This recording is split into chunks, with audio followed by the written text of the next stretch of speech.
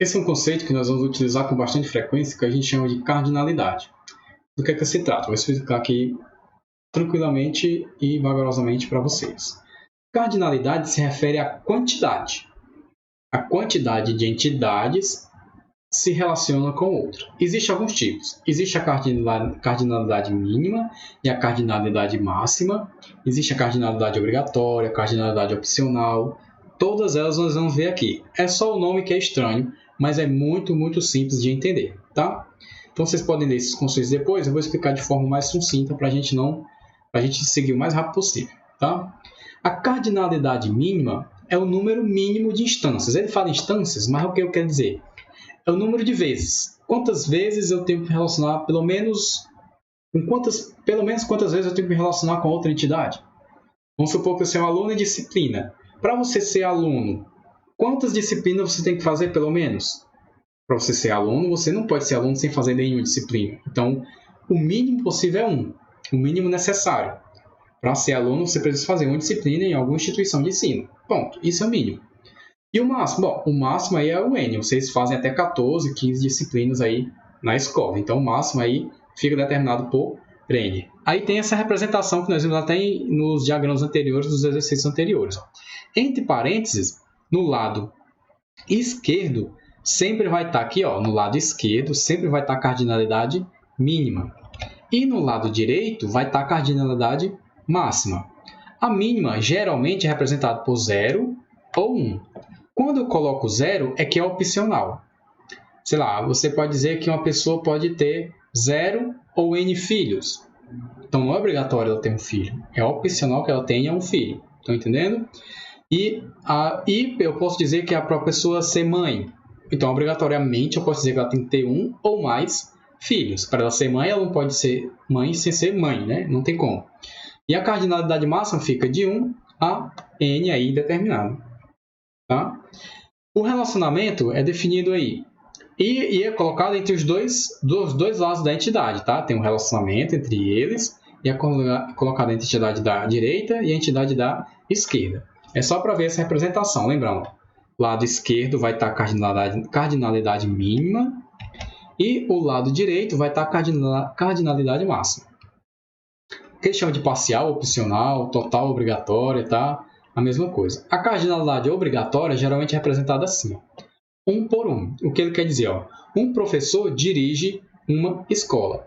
Para o professor dirigir uma escola, obrigatoriamente ele tem que ser diretor, né? Então, ser uma ou somente uma escola. Ele só pode dirigir uma escola por vez. Então, o professor ele pode, por exemplo, a Poliana. A Poliana, ela dirige a escola, mas ela só pode dirigir uma escola. Outra coisa que é importante nós sabemos aqui, antes de tudo. Como é que eu leio a cardinalidade? Perceba aqui, eu vou ler assim, a cardinalidade que está na esquerda representa a entidade que está na direita. O que é isso, professor, pelo amor de Deus? É exatamente isso. Professor, ele pode dirigir, tem aqui, professor pode dirigir 0 ou uma escola. O que ele quer dizer? Por exemplo, o de Assis, ele é diretor da escola? Não. A Poliana é diretora da escola e é professora? Sim. Ela dirige só o Manuel Mano? Sim. Ela é diretora do Manuel Mano. Então, o de Assis, ele pode ser professor e não ser diretor de uma escola, e a Poliana é professora e é diretora de uma escola. Então, a cardinalidade obrigatória diz o quê? Que é opcional ele ser professor, ser diretor, mas é obrigatório ele ser diretor de uma única escola. Beleza? E como é que eu leio agora? A cardinalidade, se a cardinalidade da esquerda, professor, está na direita, a cardinalidade da direita está na esquerda. Uma escola pode ser dirigida por quantos professores? Um e somente um professor.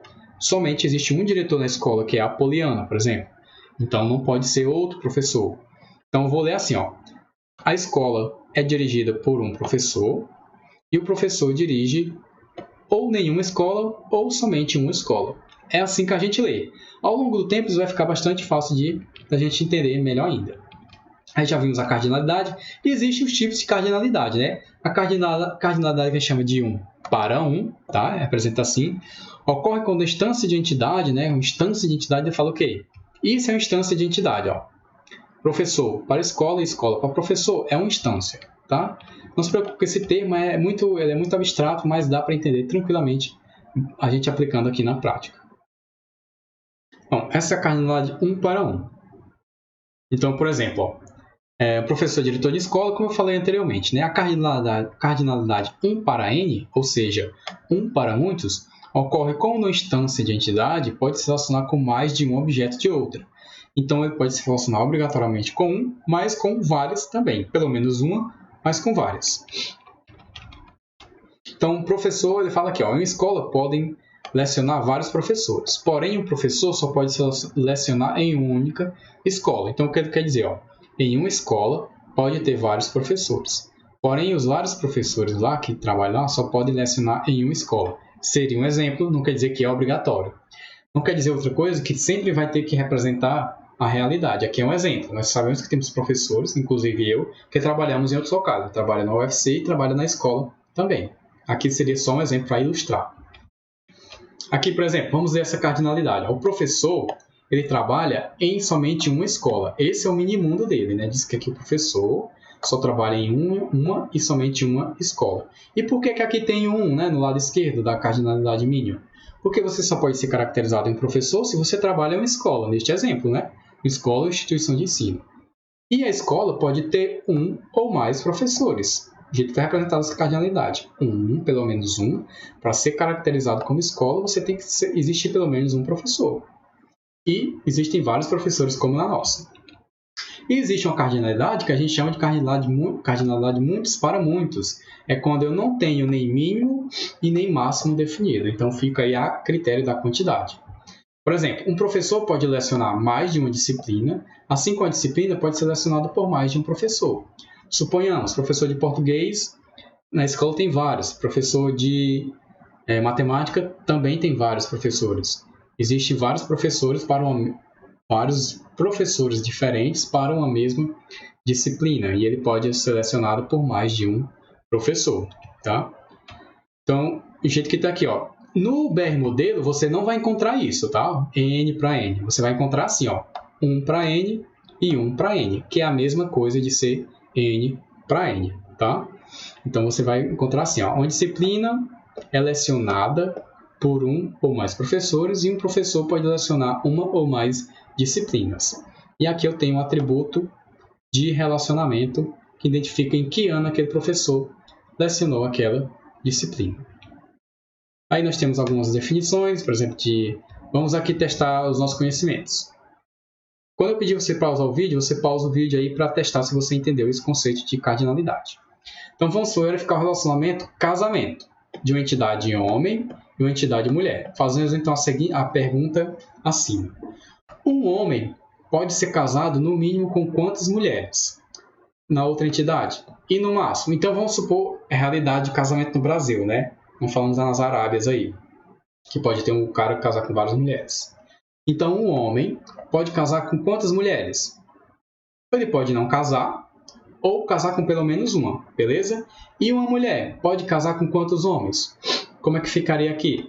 Pausa o vídeo, tente responder aí na sua mente para a gente ver a resposta. Beleza? Você pausa o vídeo, vamos lá. Uma mulher pode estar casada com nenhum ou um marido também, um único homem, tal qual o homem também. Então, essa seria a nossa cardinalidade. Uma mulher pode casar com nenhum homem ou pelo menos um, ou só um, né, no caso. E o homem pode casar com nenhuma mulher ou pelo menos uma mulher. Aí a gente fala que existe aqui ainda os graus de relacionamento sobre cardinalidade, né? Existe relacionamento binário, por exemplo, para matar logo, relacionamento binário. Duas entidades. Binário é isso, relacionamento entre duas entidades. Relacionamento ternário, o que você acha que é? É um relacionamento, lembrando, ó, relacionamento, esse é o relacionamento aqui, de grau 2, tem duas arestas aqui, né? E o relacionamento ternário é quando eu tenho um relacionamento conectado a três entidades. Por exemplo, eu tenho esse relacionamento ternário. Dificilmente a gente vê isso na prática, tá? Mas é só para você saber quando a gente passar algum exercício e tiver. Eu tenho o relacionamento leciona, que tem a entidade disciplina, a entidade professor e a turma, com todos os seus respectivos atributos aqui, tá? Com os seus respectivos atributos e as suas respectivas cardinalidades. Como é que eu faço a leitura disso? Você faz assim, ó. Você pega um conjunto de duas entidades e circunda elas. Circunda elas junto com o relacionamento. Aqui é a primeira leitura. Professor leciona em uma turma, pode lecionar em uma ou mais turmas, 1 para N, e uma turma pode ter mais de um professor lecionando para elas. Beleza, a primeira parte. O outro tipo de leitura, vou pegar aqui outro conjunto de duas entidades, quaisquer. Vou pegar sempre de 2 em 2. Uma disciplina é lecionada por um ou mais professores e um professor leciona uma ou mais disciplinas. Outro conjunto de duas entidades. E o último conjunto seria esse aqui, ó. Vou pegar aqui turma e disciplina e vamos lá, ó. Fazer aqui, circundar também o relacionamento, né, para ele entrar junto aqui. Uma disciplina pode ter mais de uma ou mais turmas e uma turma pode ter mais de uma disciplina, tá? Matemática pode ter em várias turmas. E a turma pode ter várias aulas de matemática, matemática 1, geralmente mais comum em escolas particulares. Matemática 1, matemática 2, matemática 3, assim na mesma turma pode ter. Então é assim que se lê uma cardinalidade ternária, porque eu tenho aqui, ó, 1, 2, 3 relacionamentos aqui, 3 relacionamentos com as minhas 3 entidades. E existe um conceito que a gente chama de conceito de entidade fraca. Resumindo, a entidade fraca é o quê? É um tipo de entidade que a existência dela, para ela existir, depende de outra. Neste exemplo do diagrama entidade relacionamento, nós temos o quê? Aluno possui contato. Se por um acaso o aluno sair da escola, ele foi eliminado da escola, saiu, pediu transferência. A entidade contato vai existir ainda lá na escola, no banco da escola? Não. Por quê? Para existir um aluno e ele possui contato, esse contato está atrelado a aluno. Então, obrigatoriamente, o contato depende da existência de aluno. Dessa forma, eu não posso ter... eu chamo que essa entidade ela é fraca. A existência dela depende de outra entidade. A representação dela, nesse tipo de diagrama, no BR modelo, ela pode ser feita com a linha tracejada um pouco mais forte, essa linha em negrito, tá? Onde tiver a linha em negrito, está dizendo que essa entidade é a entidade fraca do relacionamento aqui, do diagrama. Existe outra forma de representar, que é com 2 retângulos, tá? Você pode representar ela com 2 retângulos, um retângulo dentro do outro. Então, vamos imaginar que aqui é esse retângulo e eu teria internamente outro retângulo. Só tentar desenhar aqui, só para ilustrar, tá? Teria um retângulo dentro de outro, seria outra forma de representar a minha entidade fraca sem essa linha tracejada. Não existe essa representação de entidade fraca com um retângulo dentro de outro no BR modelo, mas para caso vocês vejam, fique fácil de entender, tá? Então, vocês vão lá, façam este exercício também, respondendo o que é cardinalidade, qual a diferença entre cardinalidade mínima e máxima, o que determina o grau de relacionamento, né? Responda essa pergunta. O que é uma entidade fraca? Já acabei de explicar, tente absorver com suas palavras. E coloquem aqui as cardinalidades para esses relacionamentos. Por exemplo, pessoa mora em apartamento. Pessoa mora em apartamento. Eu posso ter quantas pessoas moram em apartamento? Por exemplo, vou responder logo aqui. 1 ou N pessoas. Em um apartamento moram quantas pessoas? Posso ter 1 ou mais. Uma pessoa mora em somente um apartamento, aliás, né? E quantas pessoas moram em um apartamento? E em um apartamento podem morar quantas pessoas? 1 ou mais, tá? Vamos só recapitular. Deixa eu dar um Ctrl Z aqui, beleza. Uma pessoa pode morar em quantos apartamentos? Uma pessoa só pode morar em um apartamento por vez. Ela não pode estar em 2 lugares ao mesmo tempo. Em um apartamento, moram quantas pessoas? Bom, dependendo do tamanho do apartamento, pode ser 1 ou mais pessoas, tá? Então é assim que responde essa questão. É bem simples, vocês vão fazer isso para os outros cardinalidades. Eu ainda não vou pedir essa questão bem aqui, aliás, eu vou fazer ela com vocês posteriormente, que é para vocês desenhar o diagrama das situações abaixo. Eu vou pedir para vocês desenharem, nós vamos começar a desenhar, vocês podem começar fazendo no papel, mas eu vou começar a fazer aqui para vocês no BR modelo a partir da próxima aula.